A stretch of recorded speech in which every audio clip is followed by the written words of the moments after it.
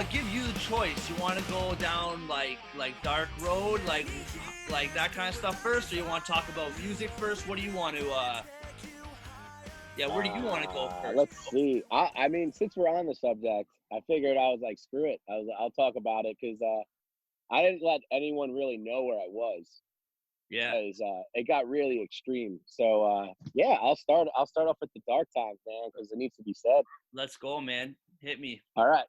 So around like November, December, I started working a lot because I worked for a federal job, no big deal, as Ooh, opposed fancy. as a mailman, dog. I was Oh, like, I so remember I'm this. yeah, so I was a mailman for a while, and I thought it was a good job, great paying job, and I was like with the norm of like everyone kept telling me like, wow, you got a really good job. Like, who helped you get into it? I'm like, I did it myself, man. Like, I worked my way up the totem pole like on my own, just from my smooth talking. You know me, baby. Yeah, yeah, yeah. Oh, I know. Do I know it? Do you know, baby? I So know. I near that time period, I was just having a really weird like sense of life. I was just like working a lot, working every day, and I was like dropping tours that I wanted to do. Like for example, the guys in Bloom, uh, they pretty much asked me like to be a part of their tours, and like I felt like it was like I was becoming a member. Like I don't if you know Tori from Transit, it's his new band. Oh, okay. Yeah, yeah, yeah. Yeah, we Yeah, don't so know each like other, but yeah, I know who you're talking about. Yeah. yeah, so Transit when they broke up, they started this new thing, and me and him when around the last tour, me and him were talking after we played together, and I just said to him like, me and him were talking, joking around, like, one day we're gonna share the stage together, and he was like, absolutely, man, and that just casual talk became reality. It was really wild, Right. and that's when I started touring with them. Forever Came Calling, if you remember. Yeah, yeah. Hit up the UK with them. Like I was like loving life. Like that was when I was not like I was able to have drinks and like keep it real because I wanted to keep it professional. Yeah. And I already went through that first dark time that I told you about Yeah. where I was like drinking a handle a day. It was rough. Yeah. And if no one knows the feeling withdrawals that are going to be listening to this too, they are. I don't wish it upon my worst enemy because especially with drinking, you can if you try to detox withdrawing from yourself, you can actually die from it. Yeah. So yeah, that was my first rough patch about like 2017, I want to say, or around that time. Yeah, that sounds about And right. yeah, so around this time around, this is when it was winter time. I didn't know what direction I wanted in life. I wasn't touring as much as I used to, and I actually had to drop tours that I was asked to go on because of working. And I'm like, guys, I can't do this lifestyle that anymore. And I almost like wanted to give up drumming. And I'm like, that's the only thing I'm good at. Yeah. I was like, what the was I thinking? Oh, Yeah. sorry for the language again. I It's just all good, like man. it's the popping. You know what it is when I Yo, get really into it. that's just two in half an hour. That's not bad. That's impressive. Hey, that is Yo, very impressive. I'm proud of you, man. Thank you so I'm much. proud That of you. means a lot. Yeah, yeah. Oh man. Anyway, Yeah. what? So I hit this point in my life where I was thinking in my head, like, I don't have any. I have so much that I've done, and I have nothing to show for it. I don't have like the money I'm making, like my savings was going up and all that stuff, but I was still living with my family because I can't afford it. New York is extremely expensive, Yeah. and I mean, I wanted to move out. My parents told me like when are you going to get a full time position in the post office because it's hard to get in. You have to either wait for someone to retire, die, or quit. Yeah. And when you're in that business, no one's quitting. It takes years to get in there. So it's one of those like once you're in, you're in. That's you Yeah, can't yeah. get out. So I was still working on it, and they told me the guys that work were like, realistically, man, you're not going to get a position for another like 2 or 3 years, and that's what really brought me down because once I got that position, I was not going to be able to tour anymore, not be able to play music, everything like things I love. So more and more, I was bringing myself down. I was not drinking around that time, and slowly but surely, I was having hiccups.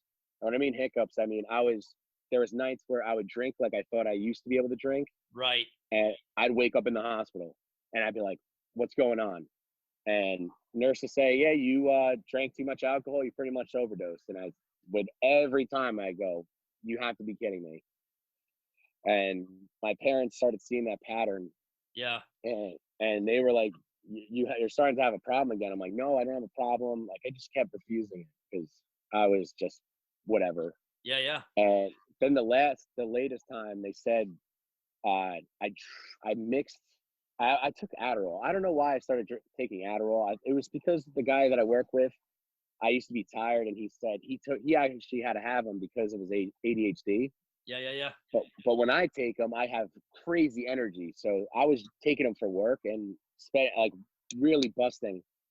And I started taking that, but then I also started drinking on it. So that's not a good combo at all. Mm. Which you could drink on that all the way, and then the minute that come down from the Adderall, it hits you like, boom, you're out. Yeah. So my parents, I woke up once again in a hospital. My mom was right next to me reading a magazine, and I had IVs in my arms, and I was like, I did it again. That's when my parents gave me the ultimatum. They said, you either check out things or you need to just get out of here, or else we're gonna kick you out. And I said, screw that, blah blah blah. I just wanted to appease them, just so you know, I just didn't want to get kicked out of my house because I'll be Yeah. Real. homeless.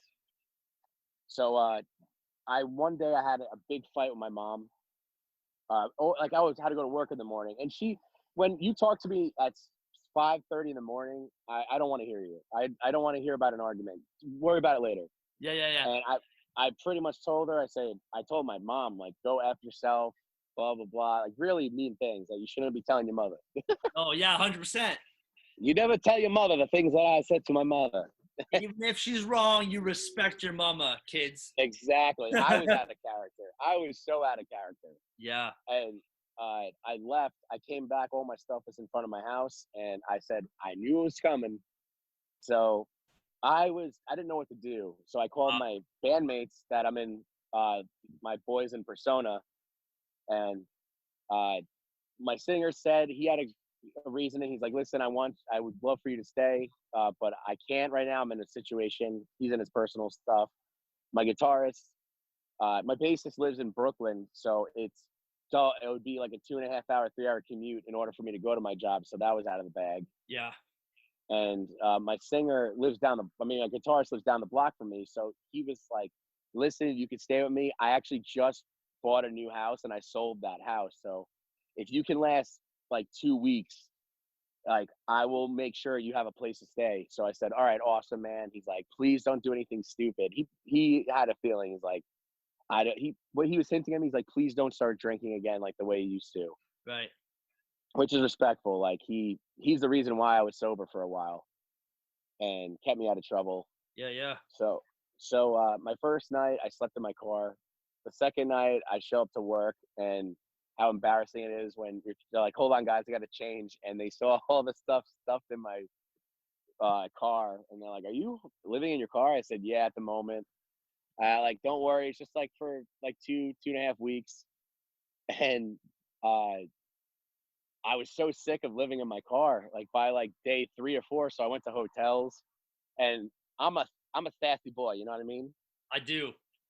Oh geez, hold on, my thing's a low power. Don't worry, but yeah, I'm sassy. So I wanted nice hotels. I couldn't afford that because it's pretty much I was working just to pay for hotels.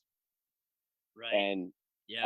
uh, so my genius idea, because I was an idiot, and I would stay in parking lots that had bars in them, and lo and behold, I just went off to the races again. Yeah. I went from not even really drinking to drinking every single day. Uh, then I was so in desperation, so I decided to go on Bumble and Oh yeah. swipe girls. Yeah. Yeah, so Yeah. I was swiping matching girls just to crash at their place. Yeah. Oh, Uh, true. yeah, it was getting bad. It was the captain really came. I was like, Bro, I've been there too, man. I get so it. I was rough. I was meeting up with random girls. Didn't even know like really who they were. I was staying at their place. Obviously, you know what I did as well with some of them. Yeah. Yeah. And they had like these girls. Like I must have been staying at 3 or 4 different houses. So this one house was awesome, and they were like, so they wanted to drink. They were like, "I want to party with you," so I said, "Of course." So they would hook me up with drinks and stuff. So I was like, "This is awesome." I'm crashing their place, kissing them on the cheek. You know what I mean? And Yeah, yeah, yeah. So to speak. So to yeah, speak. I gave like a hug and a kiss, and then they would get me messed up, and then I had my first really extreme panic attack in my life because I guess I was thinking about me being homeless and what am I going to do next in my life? Why am I even being a mailman? Yeah. And and they were like, "You need to relax," and I was like, "I don't know how to." And they're like, "Take this," and they gave me a Xanax, Mm. and that's all it took, man. It just took one pill for me to be hooked. Like I was in love with it, and Yeah. I drank on that, and then they gave me more pills, and they gave me more pills, and I was like, "This is amazing." And uh, I remember, I remember what day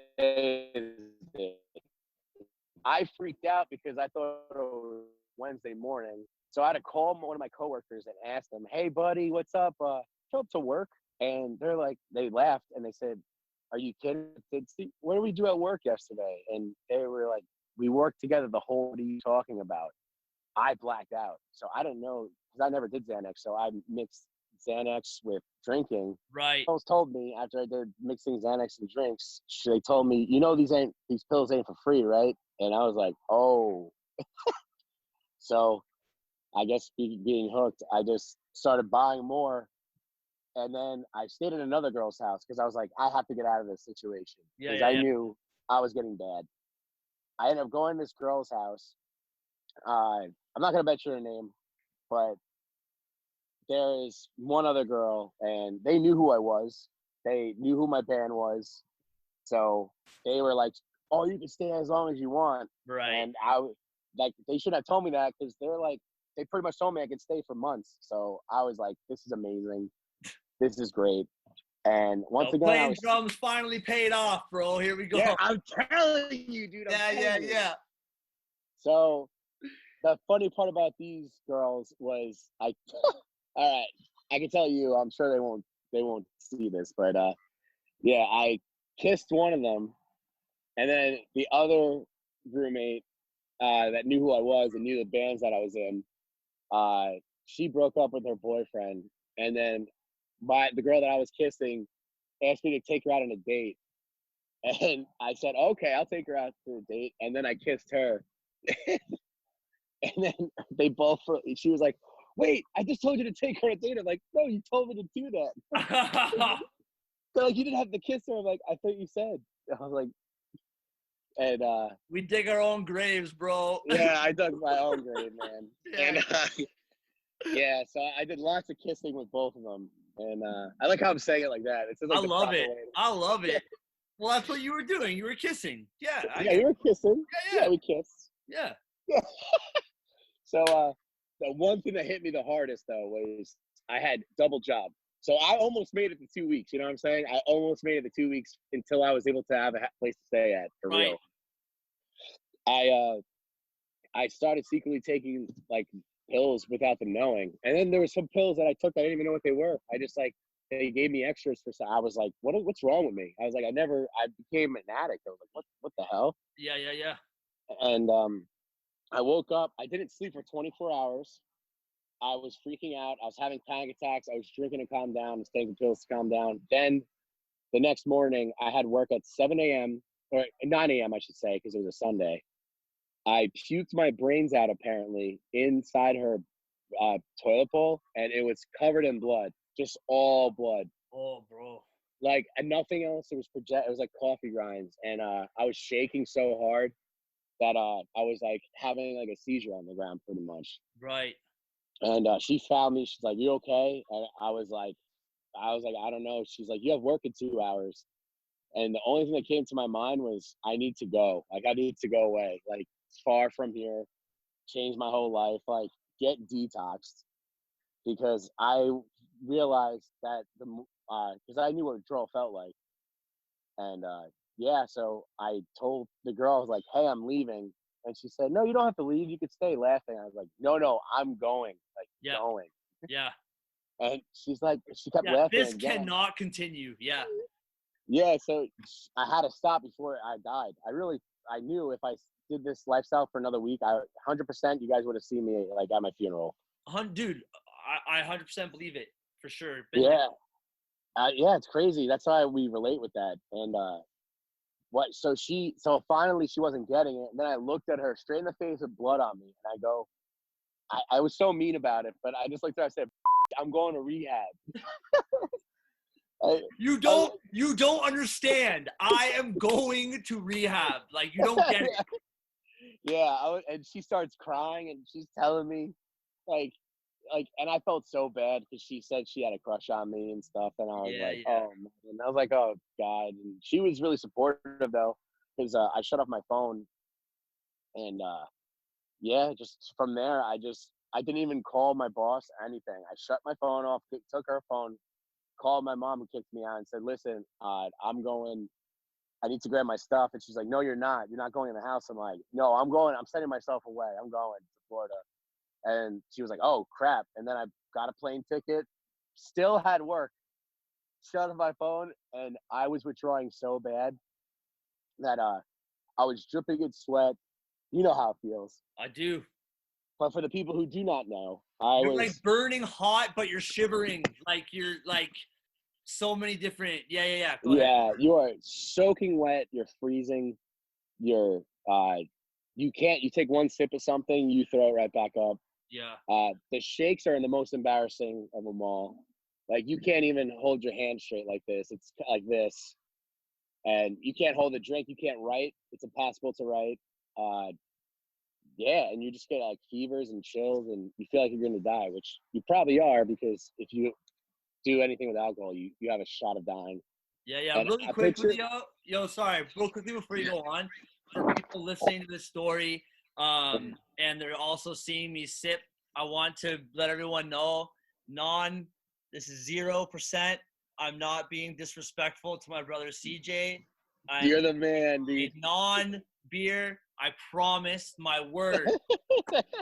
Not being disrespectful. I love my boy, and I haven't been drinking alcohol either. So I'm on the non-beers now. But anyway, I just want to clarify, because I'm listening to the story, and I'm like, oh yeah, go on. Like, I want to let the world know I got non-beer cans here. I'm chilling. That's amazing. Go ahead, man. Disclaimer. Go ahead. Oh, so speaking of this, going on a plane, and this is I lucked out so hard, because this is when the coronavirus was becoming a serious thing. Right. And I was withdrawing while they were checking me, the TSA. Ooh. And they pulled me aside because they saw all sweat, because it picks up sweat and stuff too. Yeah. So they pulled me aside thinking I have corona. I'm like, no. I was like, no. I just sprinted here. I ran here just to make my plane. I was making every excuse in the book. My eyes were black. I was dripping in sweat, bloodshot, sick as a dog. Oh man, not the best time. Oh, it was the worst. I was yellow, and I couldn't drink anything. And my flight gets delayed. I'm still shivering, shaking. I'm calling this place for detox. And they're like, yo, we have a spot for you. So I was like, thank God. Because if I did it without detox, I would have easily been dead. 100%. And yeah, I'm on the plane withdrawing, and the lady next to me is freaking out because I pushed people out of the way just to that shit. Oh, thank you, dude. Much appreciated. Yeah, he's getting me drunk. That was my boy. Oh, nice. But yeah, so I was withdrawing, and the lady saw that I kept pushing people. I pushed 2 or 3 people out of the way just to get to the bathroom before them. So they were calling the stewardess and saying, hey, listen, this guy's sick.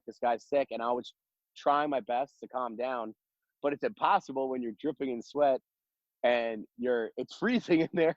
Yeah. So the lady next to me had 2 kids, and she had a pack. She's covering her face. I'm like, listen, lady.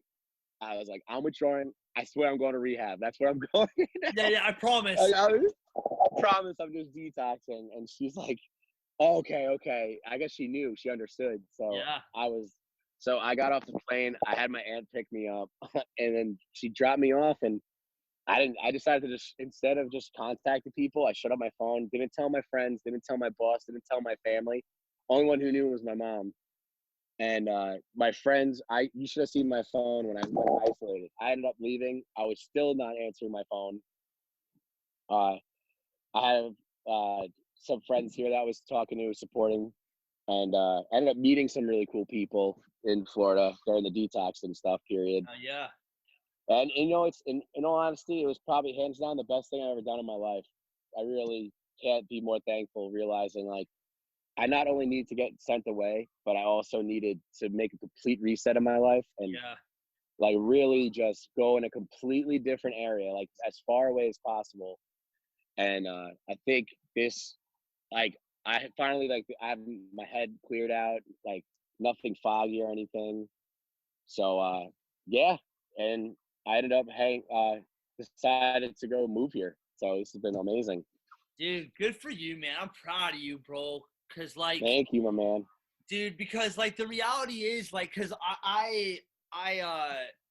like you and I have over the years kind of caught up, and I've kind of let you into a little bit of my story, and I won't, want this mostly to be, about you, but I'll like, I know what that's like, bro. Because the thing for me was when like in July stopped touring, we went, we did that last tour. We toured for the Hit the Lights Skip School. In Japan? No, it was the year after. We did their like 10-year like whatever for the Skip School Lights. Or not 10 years, but whatever, the reunion, I don't know, whatever you call it. And so that was the last tour that we did. And when like touring stopped, I just thought like, yo, when the tour stops, the party will stop. Nope.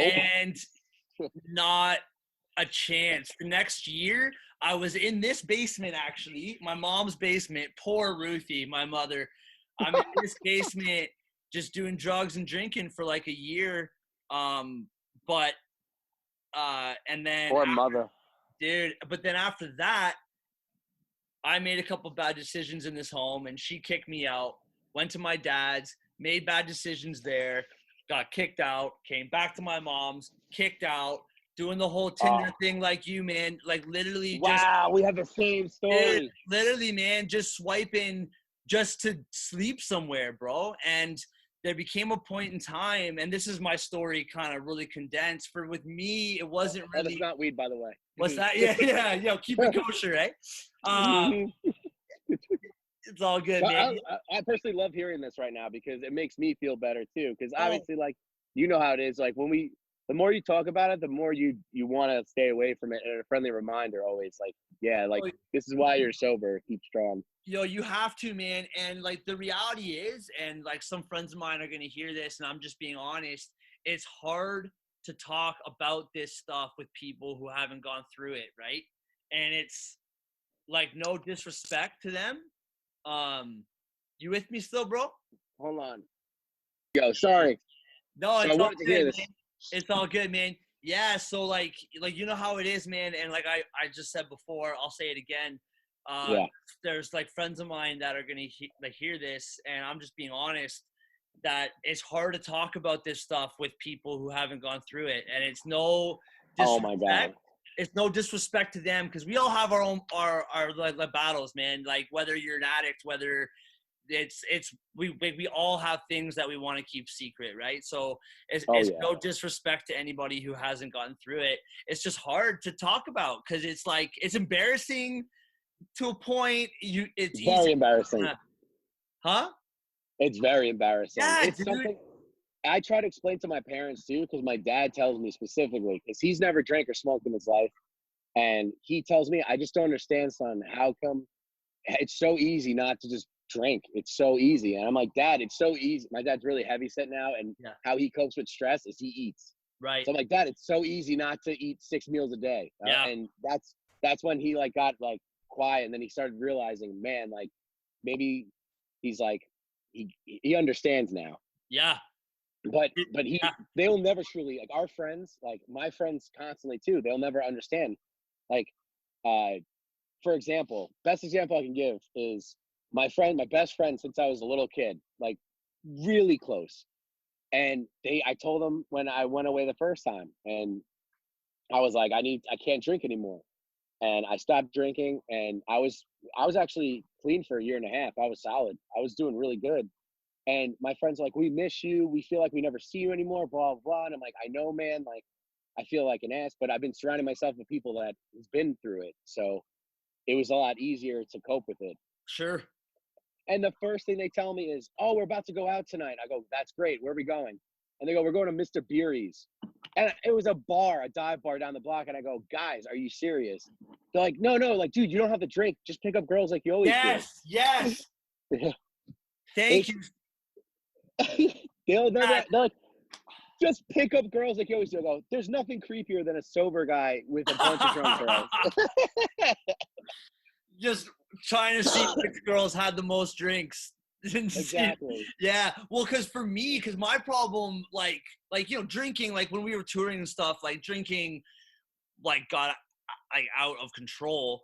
But Oh, it's because alcohol was the only thing around. Like for me, like ooh, my like like the biggest crutch has like been drugs always. Like in high school, popping pills was a big struggle of mine. Um, in my later teen years and in my 20s, smoking weed. And then in my early 20s, like cocaine was the one for me that just like oh it yeah, got to a point. So when it was like kind of like whenever I'd be home from tour, I'd like party with that stuff. But then I'd be on tour and I'd be like, yeah, it's cool. I don't need it. And it's whatever. And the reality is, as a Canadian, like I was there legally. I had like my working visa to tour. Like I wasn't, but if I'm caught like buying drugs in the States, like I'm effed, right? oh I got you are big time. I'm not touring there ever again.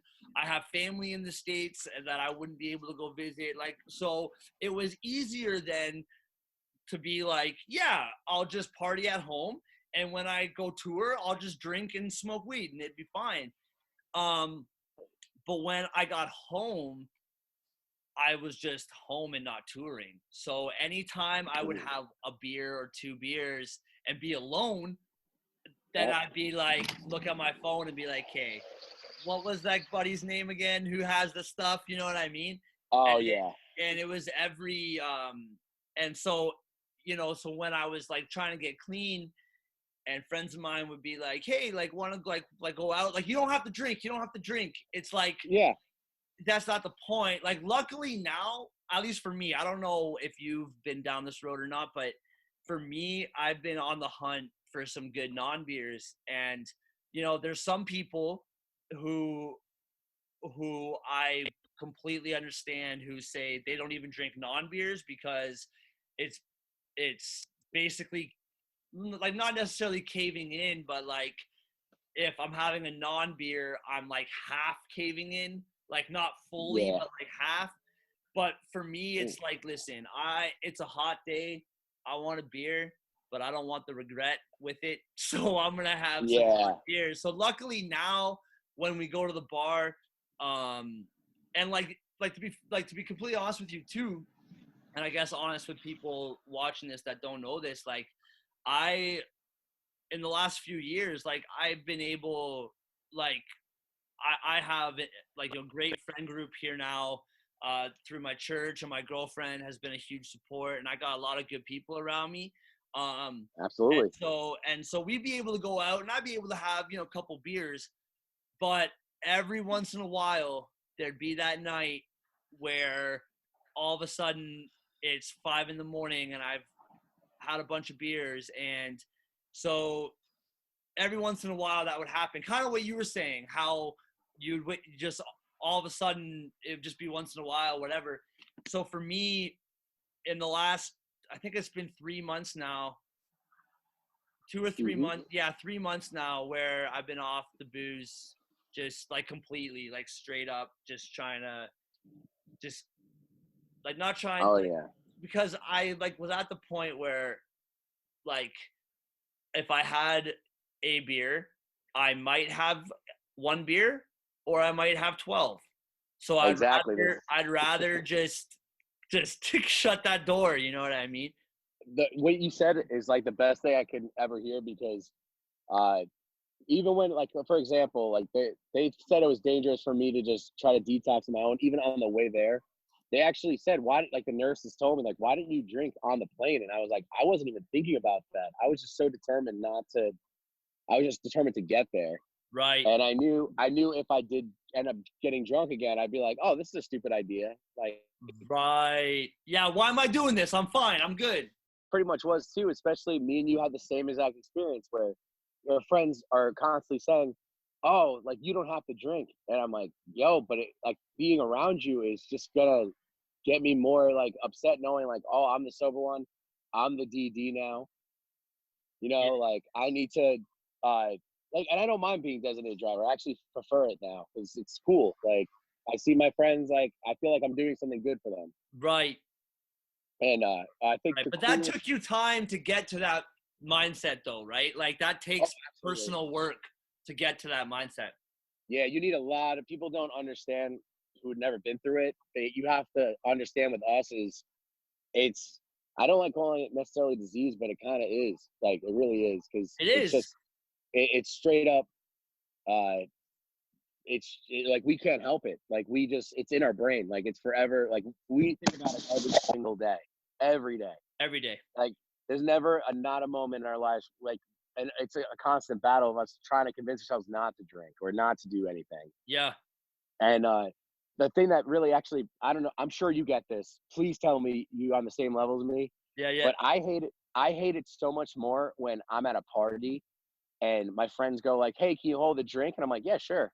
And I'm holding the drink, and especially the girls that do it that know who I am, they're like, "Oh my god, I'm so sorry. I'm so sorry. Like, I'll take it back. Like, did I bother you?" I'm like, "No, you didn't." I'm not like one of those dudes that are gonna be like, "I need this now" and chug it. Yeah. Well, and it's like, listen, I also like I've done so much work on myself that if I thought I was gonna chug the rest of your beer, I would have told you to like F off. Like don't no, I'm not holding your beer. Like trust me that Yeah, I know like my I I know know who I am. yeah, exactly. Yeah. That's what I love about it. But it was cool because I didn't tell anyone. The ones that I really knew were like my close bandmates, my close friends. I didn't want to tell anyone in the music world because it just I felt like it was gonna be one of those things that like everyone's gonna know because the pop punk scene is very like in everyone's business. Yeah, very much But, so, man. Even but like, even us being like however like 1,500 miles away, it's still tight knit. yeah, it's a family. We're all family. Yeah, And yeah. we were talking like we left off. It's amazing. It's It's beautiful, man. I'm loving it, dog. and that's what's the beauty about the music scene. And there's also bad parts of the music scene where everyone when I toured, you know how hard it was. My last tour was with Persona, and it was with your other boys when Oh yeah, yeah, with July and now Twin Rova. And yeah. Twin Rover. I told my bandmates, I'm like, these guys are the best. Like they're amazing, and everyone hit it off with each other. We were like family, like from the first 2 days. Yeah, that's what And I heard obviously, too. I knew the guys obviously very well. So it was them introducing to my guys, and it was amazing. And that was my first sober tour, and it was just like it was unreal. Like, oh, also, Oh, I wouldn't even say first sober tour. There was another one I did with Bloom where I only drank once. I wouldn't call it sober, but I did drink sometimes, and it was like, okay, I need to like cut it down. So that was the first tour I really cut it down, and the yeah, tour Persona was completely like, yeah, like I need to. And guess what? It was one of the funnest tours I've ever been on, dude. Good for you, man. and now I'm We- continuing that. Yeah, sorry. Go ahead. Yeah. Oh, I needed a reset, man. I knew I was like this, like I was like ditching like events. I wasn't even doing things because I wanted to drink, or if I did drink, and I didn't want them to find out that I was drinking. Right. So, and I think the most embarrassing moment to me with drinking was like getting caught with it. When I mean getting caught, I mean like, oh, you smell like booze. You like, and we try to hide it, but there's no way of hiding it, man. No. Like the minute you even sweat a little bit, it's gonna radiate off your body, and that was the most embarrassing when people kept saying that. And I had to cover for myself and be like, no, I drank yesterday, or blah blah. In reality, I was pre-gaming just to hang out, you know. Yeah. So it was definitely much needed for a reset. I ended up quitting my mailman gig while I was away, and my boss was constantly calling me. I had 1,500 text messages, literally. I Just had from work or just in general? just in general, Yeah, people. yeah. I didn't realize I'm how much I mean to people, which was the most like reality check in my Wow. life, because I Yeah. thought I didn't really matter. And the Yeah. amount No, of that's support, powerful, man. dude, that made me real like open up my eyes. And this is what makes me drive even more to like not drink or party, because like the amount of people that I didn't even know cared about me that much went out of their way, like making Wow. sure I'm all right. And they almost called the cops on me. I didn't even tell my bandmates. They almost called the cops because they were putting a missings report on me. Uh, and like people, I had so many DMs. I had like a few hundred and like I usually get like 5 to 10 on average, just like casual talk. Yeah, yeah. But just seeing hundreds of kids like that didn't even really know me were like asking if I'm alright or if I'm okay, and I was like, oh my god, I messaged every single one of them, and that's when it really like hit me hard. I was like, Dude, damn, like this is the time to be alive, dude. dude, that's it too, man. Because you know what? Like, that's a good point, CJ. That we we get in our own heads, and because this is the whole thing, right? Like the reality. You still with me, dog? Oops, I'm still with you. Sorry No, about that. no, all good. Like the reality is that's what drugs do is they bring you up or they bring you down, and alcohol brings you down. Like your emotions, eventually you crash, and you don't know what's up or down. And I know with me, like my big thing was I would drink, uh, I would smoke weed, and like doing coke. When it's the same thing with like you were saying doing Xanax, you can drink Yeah, forever. And so, yeah. but then the next day, if you're sober for like a day or two, or you're just doing one of those things, then you don't, well, I'm just trying to figure out how to say it. Like, you don't really know why you feel certain ways because it's science. You're pulling your emotions all over the place. Oh And, yeah. and my whole point to that is that it begins to mess with your self-worth, and you don't even Oh think yeah. about how people like look at you because you figure everybody else looks at you the same way you look at yourself, right? You figure that Absolutely. you figure that, well, I obviously suck. Like if anyone knew me well, they know that I'm a piece of crap, right? And so we Yeah. begin to project what we think about ourselves onto other people.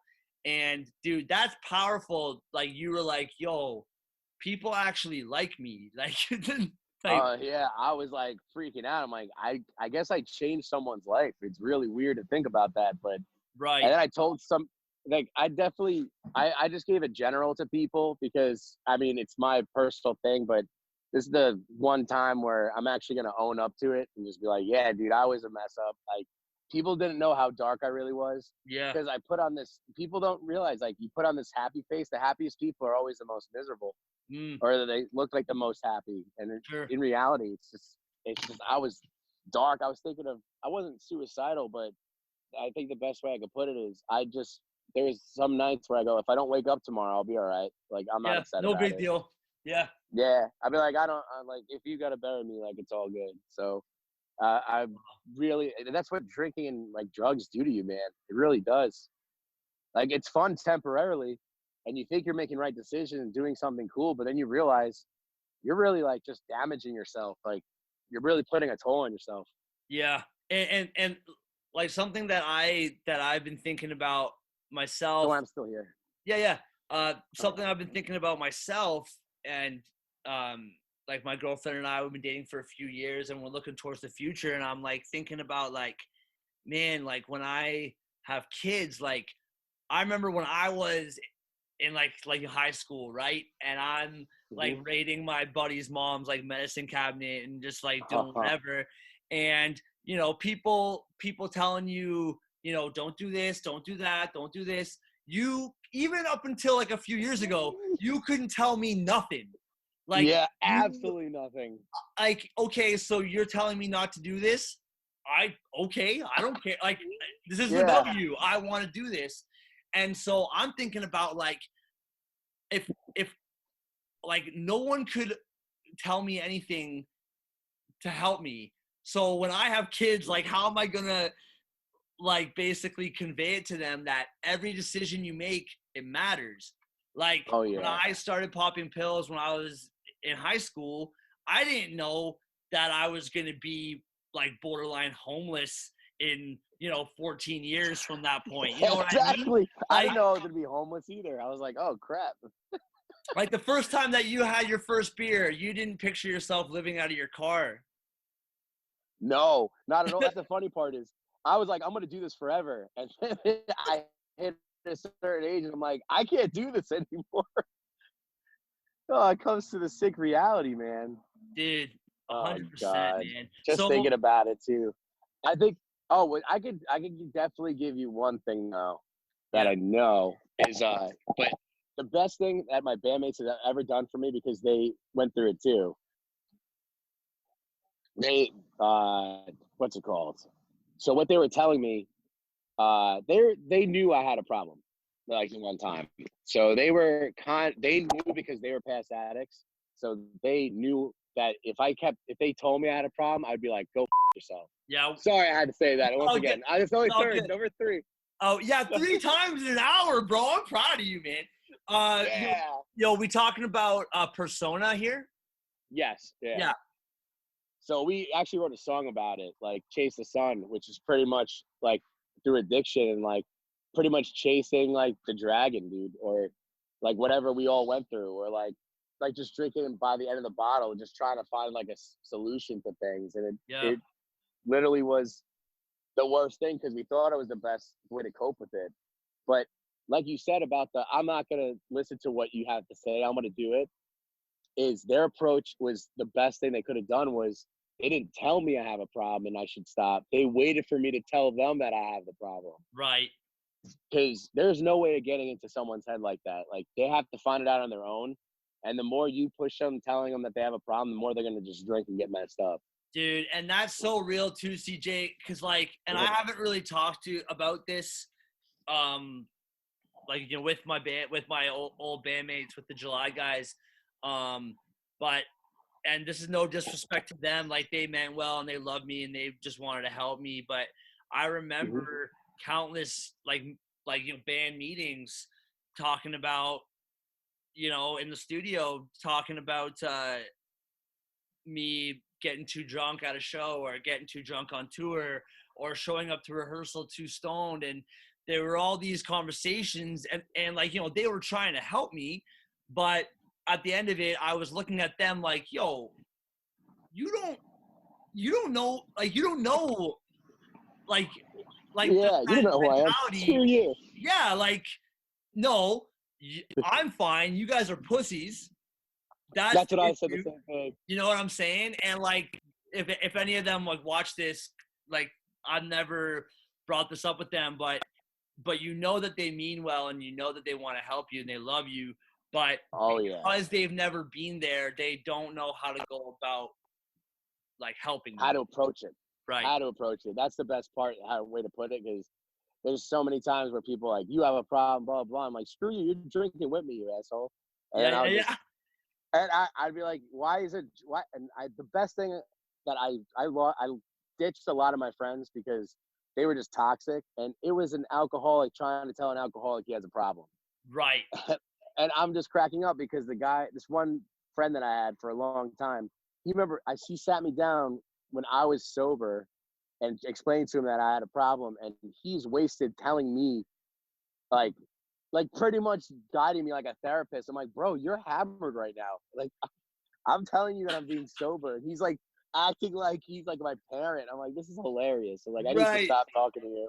Yeah, yeah. Yo, that's funny, man. I was hanging out with a buddy of mine, and it was his birthday a few months ago, and like we were hanging out at this restaurant, and the topic, because the one thing for me that's really been hard to let go is cigarettes. Like I've had friends buy me a bunch of Nicorette packs, and I'm trying, but it's hard, man. You know what's funny? Oh yeah, it's terrible, dude. Dude,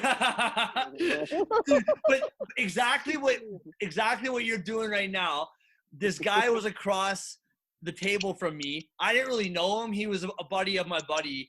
It was my buddy's birthday, and it was his friend. So I didn't really know him, but it was my friend's birthday party. And he was trying to talk to me about like quitting smoking, and I'm telling him how I'm down to like so many a day, and I got really good friends and really great like church community that bought me Nicorette packs, and like, you know, people trying to help me. And we're back. It's so funny. It's like commercials. I love it. Yeah. Just a minute for our sponsors. Also, heads up. President's Choice Non-Beer Blonde Brew, brought to you by Non-Alcoholic Brew. Amazing. But also, just heads up, I do have about 5% battery left. So if it completely shuts off, that's just my phone dead. And then we can always do a part 2 when I'm all charged up. Yo, I'm down. We might have to turn this into a like 2-parter anyway. But so I'm at my buddy's birthday party, and his buddy, we're talking about like smoking cigarettes and quitting and everything. And he is like telling me like, bro, nah, dude, like no Nicorette, no nothing, just stop. Cold turkey. Don't do this. Don't do nothing. Just cold turkey, which for some people that works. For some people, they're able to do that, and sheer willpower alone is enough. And I praise those people, but like, yeah, I do. I praise them too, man. I really praise wish. those people. So then after he says that to me, he's like, all right, bro, I'll be right back. And he grabs a cigarette pack out of his pocket and walks out the door. I'm like, is this guy just giving me grief? He was literally like getting worked up. Like, bro, you don't need that. You don't need Nicorette. You don't need whatever. Just quit. And then grabs his cigarettes and goes out the door. And I'm like, oh what are man, you talking to me for? Like, I hate that. I hate people like that. It's just, you know what it is? Those people, they have so many problems of their own, so they need to make people feel better. Oh, 100%. That's what I hate. That's what I absolutely hate. It's just, it's not even like, I know they're mean well, but it's just they're just trying to like brush off their own problems. Like we're a scapegoat almost. Yeah. Like you have the problem, I don't. Well, and like, listen. That's what my family did too. Yeah. Oh, sorry. No, go ahead. No. Oh, my family too personally is like we all like have family problems, like issues, like all of us. And like for my family is they all have their own like addictions and issues, but they don't call it an addiction. But like I can tell you one thing, like my brother has like a severe gambling problem, or like my mom's very hypocritical. My dad has a big eating problem. But like because I drink alcohol, like, and it's apparently worse, they scapegoat me and saying I'm the problem of the family. Yeah. Which kills me inside, because now that I left, my whole family's messed up. Like, because I told them, I said, I'm the glue to this family. You guys don't even realize it. And boom, I've been getting phone calls left and right of my parents telling me, oh, this happened, this bad thing happened. Oh my God, your brother's in the process of divorce. Like everything you could think of that's horrible is just going on. And I'm just smiling at them, and I'm like, I told you so kind of thing. Yeah. So it's feeling good too. Like I know me and my parents had a little falling out for a little bit, but now we're trying to rekindle just because I'm getting better. And like, obviously I was hurt about it, but at the same time, like I need to work on myself. So I'm not saying I'm not at fault. I'm completely to blame. You know? And I obviously when you're using and all that stuff, like you don't realize that, like you think nothing's wrong with you, but clearly there's something wrong with us. Well, yeah, it's like, and it's like kind of that thing too, right? Where like, and I was talking to someone about this recently. I can't remember who it was. Not that you would know them anyway. It doesn't matter. But I was talking to someone about it, and the whole thing with like like whether it's drugs, alcohol, is something that you can see, right? It's something Yeah. tangible that like, yo, that guy's eyes are like bloodshot red, or that guy reeks like booze, or that guy has like, you know, freaking coke ring around his nose. Like it's something that like that is like tangible. But a lot of these Yeah. other problems that people have, you just don't notice, right? So you don't think Oh about yeah. there's especially in the US, but obviously here too, there's so many people that are just large, that are eat so much that it's just like, yeah, he's just a big guy. He's just whatever. It's not a big deal. Or, Yeah, you exactly. know, and there's so like with like, you know, drugs and alcohol, it's a problem that people can notice. Therefore, it's a worse problem than anything else that you're Oh going yeah. through. You know what I mean? 100%, man. And that's what's the part about us is one thing I always constantly say is like we're people that have all addictions, we're all exactly the same, but there's slight differences. And one difference for us is like in a way it's alcohol is glamorized in our society. Mm, So we even if you want to get away from it, you can't. It's no. impossible because it's on commercials. It's at every event. It's always like, oh, chill out, enjoy the beach, have a Corona. Yeah, yeah, Not yeah. no pun intended, but No, no, no. Yeah, yeah. but it's never. It's like when they advertise alcohol, it's never like, oh, get up and throw up the next morning. It's like no, it's like enjoy, be social, be the cool guy of the place. Yeah. It And like the thing that like I every time I see a like beer commercial or liquor or whatever now, it always that's what I always like think about is that they always show the beginning and like the first like third of your evening on those yeah, commercials. You know what I mean? It's they always never like show the bad it's part. like when you're showing up to the club, when you're showing up to the bar or to your buddy's house. They're not showing the cab ride home when they kick you out 2 kilometers down the road from your house because you puked on their feet. Like, you know what I mean? Like, they're like they They don't never do. like. I would love to see a beer commercial that's like Molson Canadian, and you know, seeing a guy throwing up on himself in the morning and almost choking to death. Like, you know what I mean? You know, that's I don't think that's ever been made before. We should do a commercial Oh, where dude, and in the end we just go enjoy this and yeah, then or enjoy that beer I would love because it, man. And then we people can. just don't know. Oh my god, my postmaster. Oh wow, my wow, that's so freaky, Oh, a man. live I update? just Alive? You heard it this here is first. you heard it here first. I haven't talked to my mailman post office. My supervisor postmaster just texted me and wrote, "Hey, I'm not sure exactly what's going on, but I hope you're okay." She has no idea I live in Florida now. Yeah. So if you can hook I, me up with a job out in Florida, that'd be cool. Like, I'll be like, if you want to transfer me now, that's cool. yeah, I mean, yeah, that's just freaky. Yeah, I got to eventually. Now, oh man, I was dreading that text and I just got one. right, right. So yo, so let's so you you got like a couple percentage left on your phone. I think we should do Yes, sir. that. We'll do a part two, and talk about the other stuff that we were gonna talk about with music and stuff. Um, Beautiful. I but love that. but like really quickly, so as of right now, then what's going on with you at this moment? We went through your process to getting to Florida. Are you still doing rehab? Are you just living there now, staying there? Are you still Oh, like what's going on with you now that we've got here in the story? all right, beautiful. Well, I am living with uh other other roomies and people actually went to the rehab with that are here and just like Oh, having a lot of sober support and stuff. oh, dude, So good for you, man.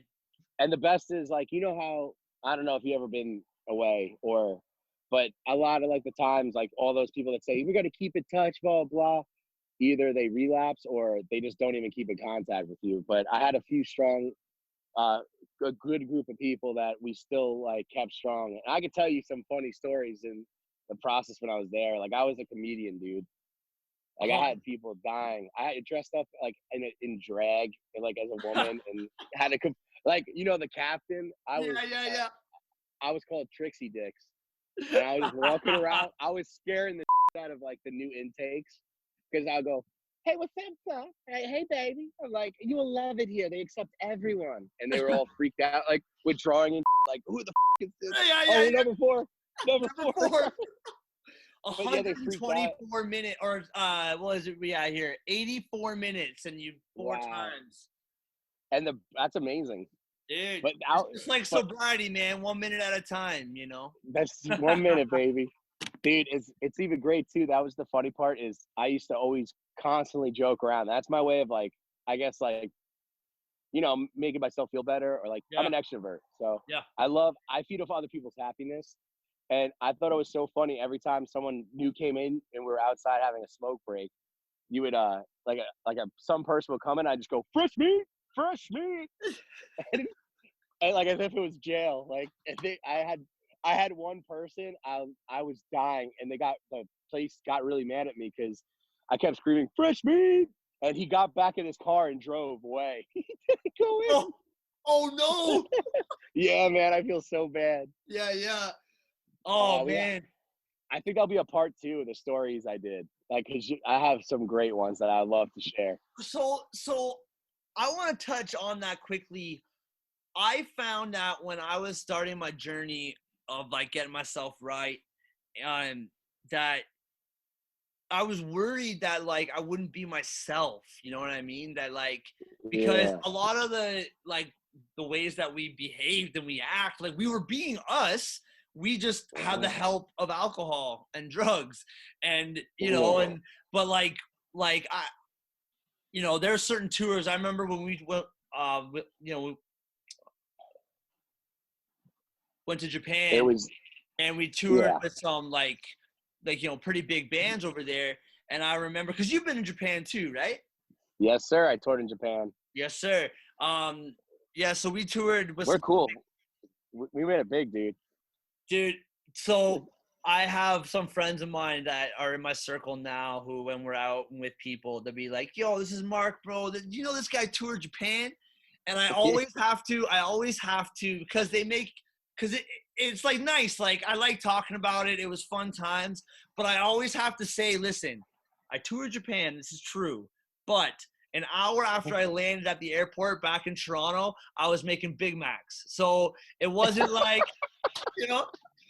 Oh yeah, man. We're not saying like I wasn't like I didn't like make it. I just got to make Big Macs, go to Japan, play a couple shows, come home, and make more Big Macs. That's all it was.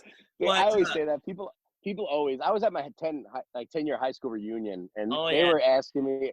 And at one point, they were hyping me up because they saw me online doing crazy stuff. And instead of like correcting them, I just like agreed. I'm like, yeah, man. Yeah.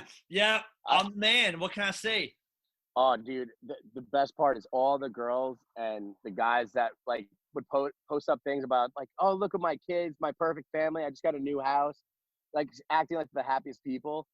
I was the only one sober at my high school reunion, and every girl that I was talking to, the hot like jocks and stuff like that, and the preppy like cheerleaders, they were bawling, crying to me, saying, "You have the life I envy you." Blah blah. I'm like, why do you envy me? They're like, "You're living life. I'm miserable. I hate my life. Like I'm stuck forever." I'm like, wow. Like I kind of feel great about myself now. Yeah.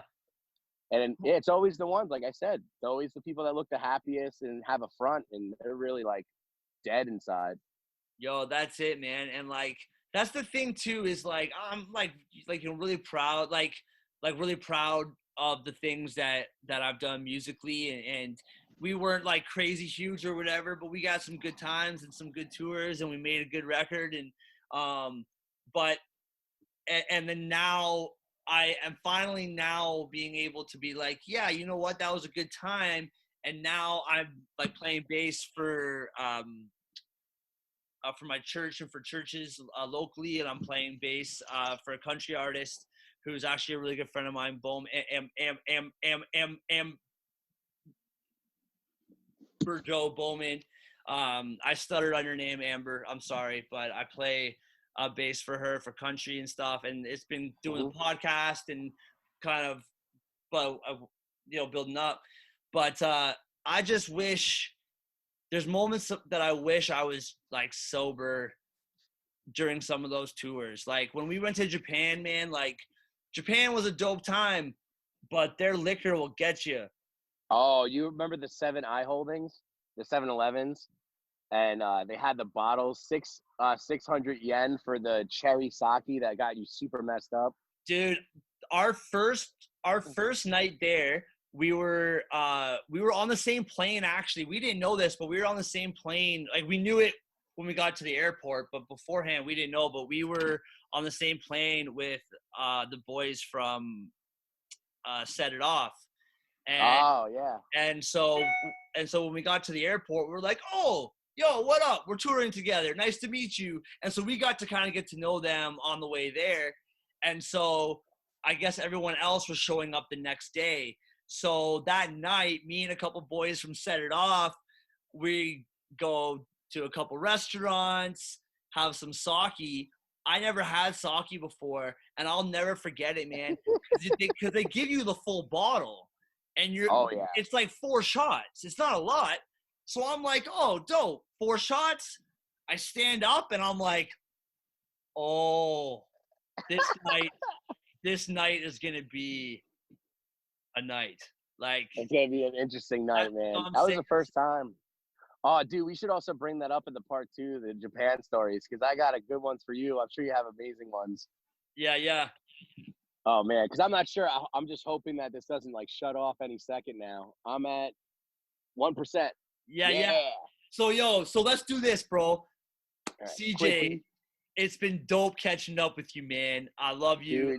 Dude, I love you more, man. I'm pumped that you're doing well. I was excited to catch up with you. I had no idea that the story was going to be like, I kind of had a rough idea, but I didn't know that the story was going to be that intense, man. And I thank you for sharing it with me. And absolutely, man.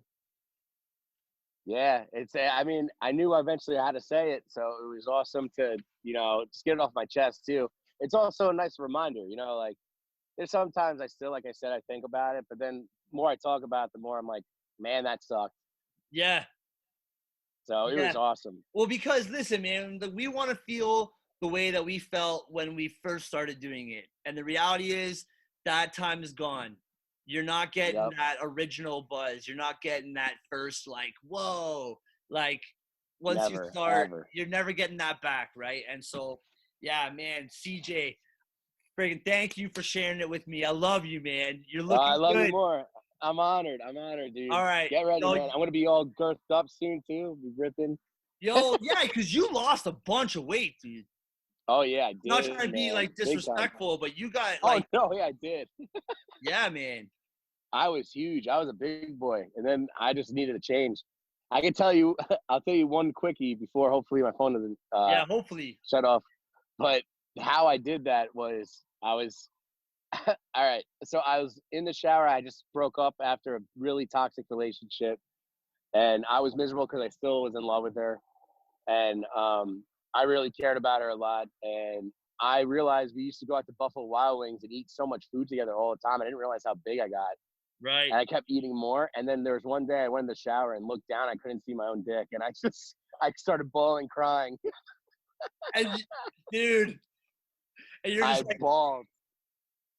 Dude, that's that was the day I said I need to lose weight. That's what turned my whole life around. Oh, bro, I love that, man. When you're looking down and you're like, wait a second. I swear it was here. I swear it was here like 2 days ago. I even bent over to try to see it. I was like, wow, I have to bend over in order to see it. And I was like, that's when I cried for like 20 minutes in the shower. I was like, yup, this needs to go. Dude, that's hilarious. Yo, I hope that your phone doesn't die. I want to say this quickly. Beautiful. That picture that we took together, showering quickly before heading on to the next city. We were in the shower or whatever, right? So I started dating my current girlfriend, and her parents are good Christian people, and I'm like looking through the day that we started dating. I'm looking through my Instagram, like, okay, what? And I'm like, That's the picture. I remember the picture. You had your hands up like this. Yeah, bro. Like, Of course. Like, yeah, for someone who like we partied all the time, I have a crazy good memory. Dude, I feel that. I feel that. There's certain nights where like certain details might go away, but yeah, I remember that. And I'm looking at this picture and I'm being like, oh, I don't want to delete this picture, but like my Christian girlfriend's parents are gonna wonder why I'm in the shower with a man. So I should probably. It's so hard to explain that to people. It is, and I know I'm gonna have friends who are gonna see me after this and be like, yo, you showered? What the frick? You showered with? We'll keep.